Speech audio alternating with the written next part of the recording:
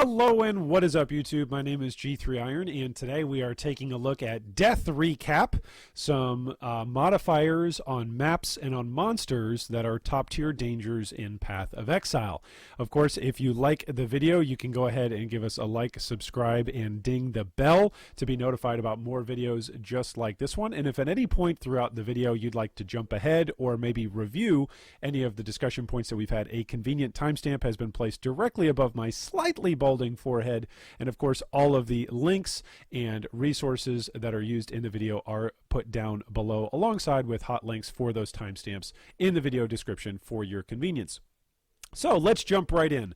What are monster modifiers that are particularly dangerous to you as a player in Path of Exile? Well, first off, a disclaimer, and as always, disclaimers with all of our videos, this is not an exhaustive list or discussion of every single monster and modifier in the game. That would A, be boring for all of us to watch, and B, not be helpful to say, hey, make sure that you look at every single mod, since not all mods are equally dangerous. So if you really want to get in and study what is it that's killing your particular build, saying, oh, watch out for that one particular mod or watch out for every particular mod, neither of those discussion points is really helpful to you as the viewer and to us as a community furthering this discussion and further learning about Path of Exile and how we can build our characters more effectively and efficiently. So what we're going to do today in light of that is to have a discussion to help you think through a couple of things. So first off, what mods are globally dangerous across almost every build in Path of Exile? Not all of these mods are going to be 100% as equally dangerous to one another or to every build out there in existence. Some builds are going to deal with some of these global mods better than others, but in general these are some widely accepted dangerous mods across both maps and monsters. Secondly, we're going to learn specific mods that are dangerous to your build and why they might be dangerous to your build. Then we're going to look at some specific monsters that have effects and skills that are dangerous across the board in Path of Exile. All right, so let's take a look at some global map mods that many builds hate. First off, there's the Of Stasis map mod. This is terrible for any regen-dependent build. There's a lot of different Energy Shield builds right now in the league, as Energy Shield has made a big comeback during Synthesis League. And of course, there's a lot of players that still trust the old, faithful, reliable Righteous Fire build. There's other players out there that are dependent on regen that are playing Trickster. There's a lot of different builds right now that take advantage of life regen, mana regen for MOM. MOM is very popular right now, as well as Energy Shield. So if you're rolling a map either for yourself or maybe for other players in a group, if you're group farming, make sure you roll over any mod that says Of Stasis, because it's really going to hamper your defensive layering that players cannot regenerate life, mana, or Energy Shield. It doesn't mean that you cannot use flasks, so you can use a flask in order to get your life or your mana back, but it's very, very difficult to change your style of play if you're not used to that, where you're just used to depending on your natural regen of either your mana or your life as a defensive mechanism. And so if you're leveling in softcore, it means you're going to lose XP, or other friends of yours in your mapping party are going to lose XP. If you're playing in hardcore and you fail to read this, it means you're going to lose a character, or there's a high chance that you're going to lose the character, or that you're going to brick the map entirely.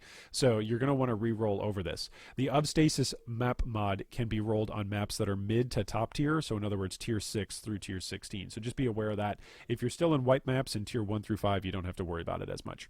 The second global map mod that is pretty cumbersome and a nuisance for players is the Punishing and Mirrored map mod. So monsters reflect a percentage of either physical with respect to the punishing role on the map mod, or elemental with respect to the mirrored role on the map mod. This is incredibly dangerous because if you don't read that this is an elemental or physical reflect map and you are a physical or elemental build that does any kind of hit, which many builds rely on hits, if you do any kind of hit, a percentage of that damage is coming directly back at you. That reflect damage can simply one-shot you, especially if you're an offensively geared character, because you do a bunch of damage. And so your damage scales really well against monsters. It's going to scale really well against you. So you need to be aware of this. A lot of top-tier streamers have actually died, and there are plenty of various Twitch and YouTube clips out there that show off people who have simply failed to read their maps, and they go in and they hit a pack, and it's the first pack, and they go, oh, why did I rip my character? Oh, I should have read that it was a reflect map. So just be aware of that. If you roll a map that says punishing or mirrored, that it's got a reflect and a percentage of that reflect on it, you're going to want to be aware of that, both for yourself as well as for your friends that you're partying with. This can appear on all map tiers, so white, yellow, and red maps. So every single map, tier 1 through tier 16, you need to be aware of this.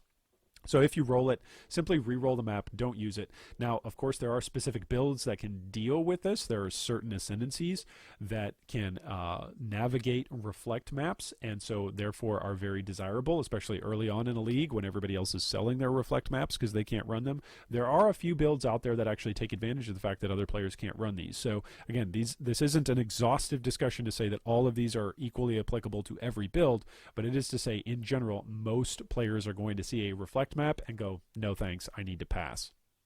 The third global mod that you need to be aware of is of congealment. This is a mod that gives the player a restriction that they cannot leech life or mana from monsters. So right now, while there is an incredible amount of players reliant on MOM for their defenses, where you need to be leeching your mana back, as well as a lot of players that are either taking advantage of playing as a Scion and then grabbing some Slayer overleech, or they're simply playing Slayer in and of itself. Granted, right now that's not the most meta thing to do, but in the future it's going to be, especially with the melee buffs that are coming down the road in 3.7. We can assume that there will be some sort of buffs that will come along the way to players who leech. If a build is in any way, shape, or form dependent on leech for their life or mana, rolling this sort of mod is going to be a death sentence for that player. If you're reliant on it in any way, shape, or form, simply roll over it. It's not worth it. Think about this. It's one chaos or one alchemy to simply roll over a map or to scour and re-roll the map. Like, it's really not. I guess you need to use a scouring as well. So what is it? It's one chaos to re-roll, or scouring plus alch. Or if it's a white map, you know, oh my goodness, you need to use a transmute. Like, whoa, that's really expensive. It's just not worth running these mods if you can get away with it. So if you see this on a map mod, for your own sanity as well as for the sanity of your fellow party members, make sure that you roll over it. The fourth global map mod that is pretty dangerous, that not a lot of people think about, is actually otherworldly, which is slaying enemies close together can attract monsters from beyond. Beyonders are absolutely great for gathering experience because they provide extra monsters inside the map. It's really, really good. It's top tier. It's wonderful. It's enjoyable. It's fun content to play. Nonetheless, if you roll it on a map and you're not expecting it, you can very easily enter into a map, accidentally pop a pack, and you think it's dead. You think you're done fighting the pack, and then all of a sudden, like, a beyond boss just spawns and boom, blows you up. I've had that happen to me several different times, particularly with the Flame Blast boss that occasionally will spawn. And it's what I've noticed in my own patterns when I die to this, to the otherworldly mod, is that I will kill an entire pack, but there will be another pack on the screen that hasn't been killed yet. So I'll focus my attention on that second pack. Meanwhile, that first pack has essentially resurrected, and now it's a Beyonder boss, so I'm not focusing on that part of my screen. They cast Flame Blast underneath the new pack that I'm now paying attention to, and I don't notice that there's a Flame Blast growing underneath me for me to eventually explode and die to. So just be aware of that. Again, just many builds cannot necessarily deal with these, or they summon bosses that their builds cannot deal with these. So just be aware of it. These are 4 different global map mods to be aware of. Cannot regen life, monsters reflect damage, players cannot leech, and slaying enemies close together can attract monsters from beyond. So there are some global monster mods that many builds also hate. Let's dive into a couple of these. First off, Volatile Flame Blood, which is something that almost everybody complains about. There's almost always one high-profile streamer every league during a race that will die to a Volatile Flame Blood simply because they're tired or maybe they didn't see it.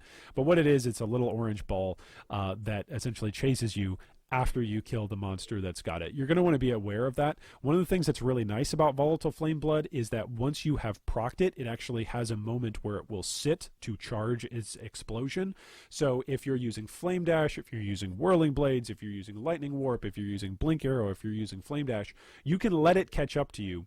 And oftentimes what I will do is I will run one direction, and then once the magma orb has chased me down, I will actually swap and go the other direction in order to make sure I've actually procced it and that the orb will stay static in the area that I procced, and I'm continuing in a different direction, so there's no way that it can chase me and get me. For that to happen, you're going to have to go over the volatile flame blood, so it might sound a little scary, but again, there is that delay from the volatile flame blood before it explodes once it's made contact with your character. So make contact with it and then get the hell out of there. All right, the Martyr Ghost is also very scary. It gives other monsters basically in the area, it enchants them with an effect that causes them to explode when killed. So you're going to want to be aware of that. The ghosts being the torment spirits, the tormented ghosts, the tormented spirits that are the green guys floating around if you're new to the game. Those green guys can enchant other monsters and make them very, very dangerous. And the Martyr Ghost in particular can make it so that way there's a surprise waiting for you after you kill that pack that's been affected by the Martyr Ghost. Third are bearers. So these are different rare as well as magic monsters that can charge up with an explosion. This is like a hallmark of the action RPG genre. It's in Diablo, it's in Torchlight. I haven't played Grim Dawn, but I've seen some other people play that there are after effects that are very similar to this. These don't proc when you actually leave and go to another area. These will stay static and stay charging until you re-enter an area. So if you slay a mob or a pack of mobs that have bearers and they charge up their explosion, they'll wait if you leave and enter a boss arena, or if you transition to another zone like in burial chambers where you head into the tombs. They will wait outside it. So if you ever backtrack, they'll be waiting right there and will simply explode on you if you're not paying attention. So oftentimes what I'll do with these is very similar stylistically to the volatile flame blood. I will stay in a zone or stay in an area until I see them explode, and then once I see them explode, I know, hey, whatever I need to do to maneuver and to utilize the rest of this terrain to my advantage to take on the next pack or to pick up the next currency, I can be aware of it, and I know that it's going to be safe because the bearers have already exploded. They're no longer a danger to my build. Fourth are the porcupines, those beloved Act 3 beasts that explode after you kill them and leave you all sorts of wonderful physical damage effects and can simply one-shot you on your way to Dominus. Not that that happened to anybody this hardcore league multiple times. But anyway, they fire a nova, a quill nova that explodes out from around the center of their corpse. It deals massive damage. One of the most effective ways to simply deal with this is just to have an extended duration on Immortal Call, because oftentimes when the first porcupine hits you, that procs your Immortal Call, and then the rest of the porcupine damage will not necessarily actually kill you. It's going to be mitigated or entirely simply negated by your Immortal Call duration. So just be aware of porcupines because they are very, very deadly, especially the higher up you go into maps. They do more and more damage. They scale like everything else.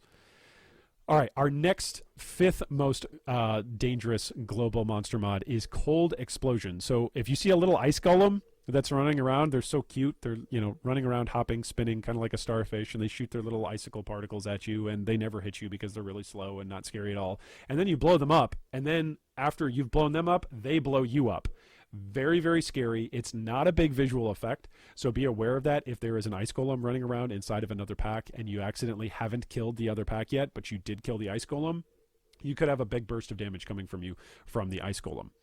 All right, next up is the Azurite exploding spiders from Delve. Try saying that 10 times fast. Azurite exploding spiders. Holy moly. These guys are really, really tiny. They're really, really scary. They were utterly terrifying during Delve League on release. They did a ridiculous amount of damage, and it's become a little bit of a meme for players that actually delve, that oftentimes, like the big dragon that you encounter, that's the boss in Azurite encounters, or even the big blue ball that gets fired and flies across the whole screen that's really slow, like does nothing in comparison to these little exploding spiders. So just be aware, there are a lot of spiders in Delve. Those of you that have no idea what I'm talking about, simply at the beginning of a Delve encounter, if you see spiders, just at first assume that they are exploding spiders and try to kill them, and then don't stand on top of them. Just be aware of that. Exploding spiders can be very, very deadly, and you might have to wave bye-bye to all of that sulfite that you just used for that run because a silly little spider came up and killed you. Seventh are suicide bombers. There are several different sorts of monsters that can suicide themselves onto you, but primarily these are some human enemies that charge you, that run up to you, and they explode. Most notably, these guys appear in Act 2 when you're on your way either to deal with Silk and his spider, or to deal with Alira on the way in Act 2. So just be aware of that those humans can run up to you, and if they look like they're not doing anything, if they just look like they're kind of standing there for a minute, realize that's them saying the last few words they're ever going to say before they attempt to blow themselves up all over you. They're not necessarily that dangerous individually, but a whole pack of them going off at the same time can be very, very deadly.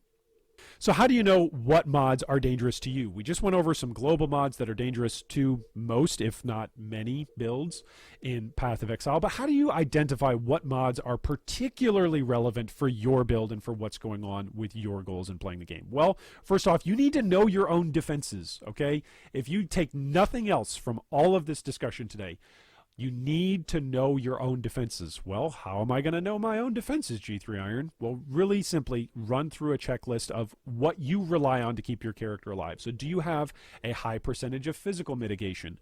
Do you use Immortal Call, either as self-cast or cast when damage taken? Are you Chaos Inoculated? Are you a CI Energy Shield build? What is it about your build that you rely on defensively? Can you be stunned? If you can be stunned, how are you going to deal with the fact that you're going to get stunned, and then what will you do? Are you simply going to log out? Are you going to have a portal ready next to you?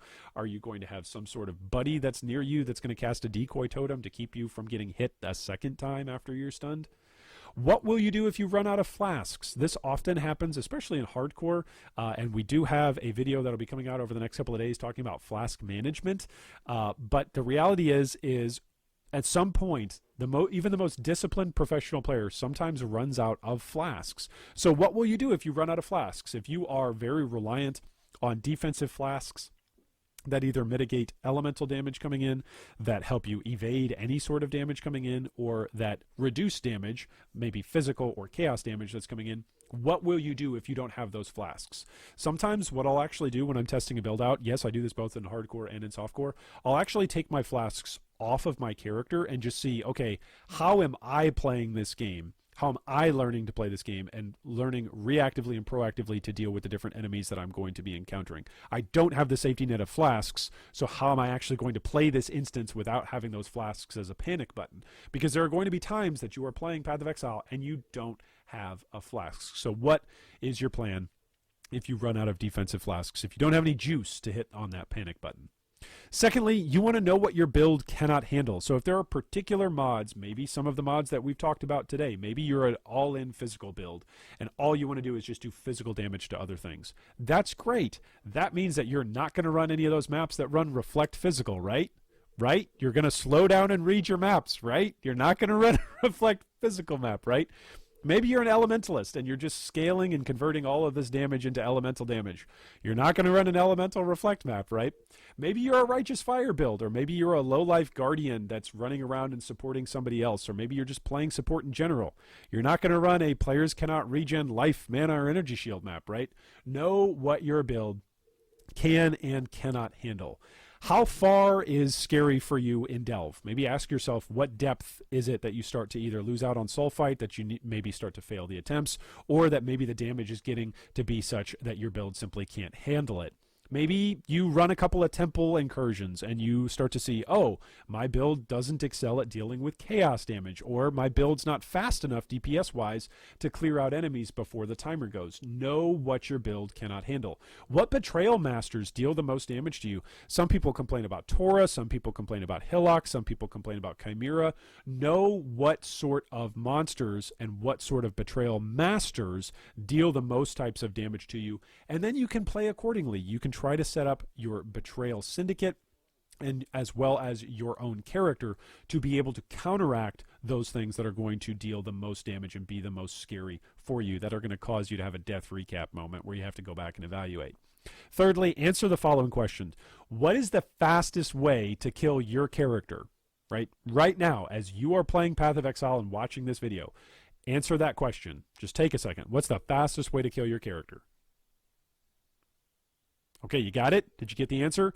Realize that that fastest way to kill your character is now the thing that you need to be planning for and have a heightened sense of awareness in order to avoid or simply get it off your screen as soon as possible. Kill it, get rid of it, run away from it, figure out what it is that's the fastest way to kill your character, and then either avoid it or get rid of it as fast as possible.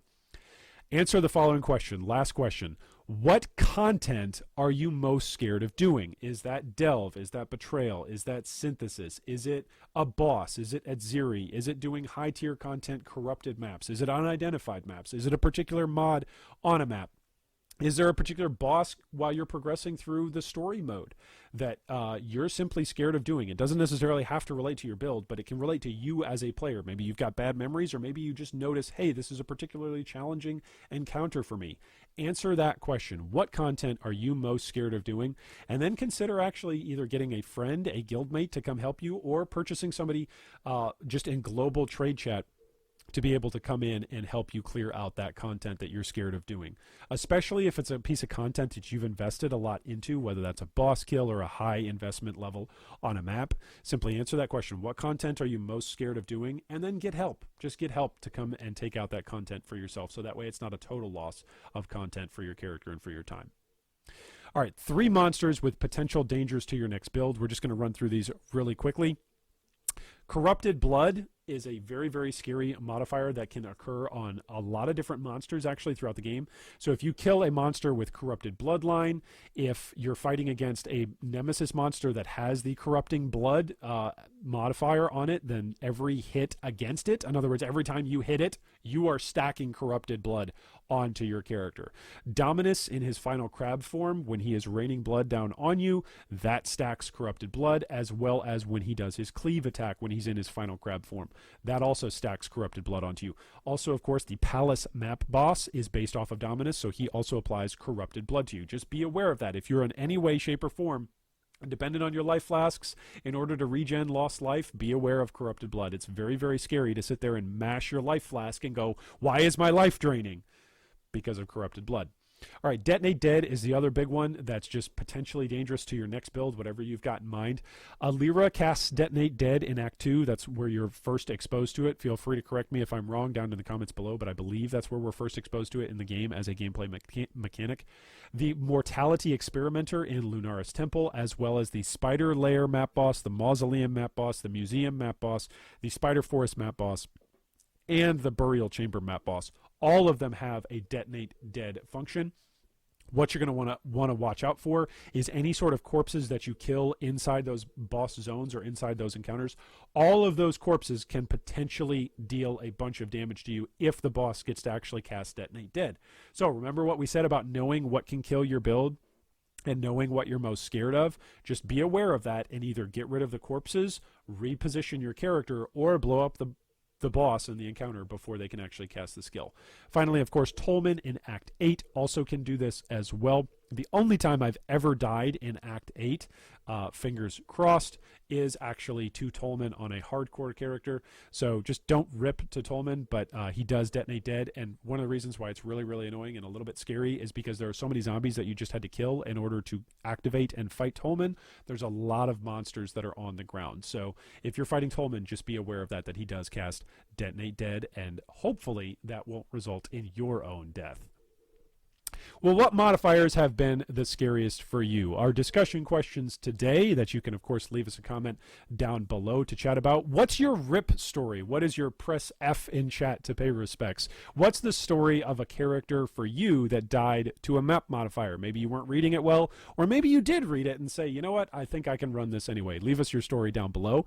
And who is the monster or boss that you always remember as being difficult? For me in particular, it is always going to be Innocence in Act 5. Innocence is incredibly terrifying for me, and whenever I've got a guildie or a friend that has already completed Act 5, I ask them if they can come carry me through Innocence, because that fight is terrifying to me in hardcore. I've lost several characters in hardcore to Innocence. He always freaks me out, so if ever I've got a friend or somebody that I can ask to come and carry me and help me out through that encounter, I will. But what's yours? What's your boss or monster that you're particularly scared of that simply makes you start sweating when you think about them?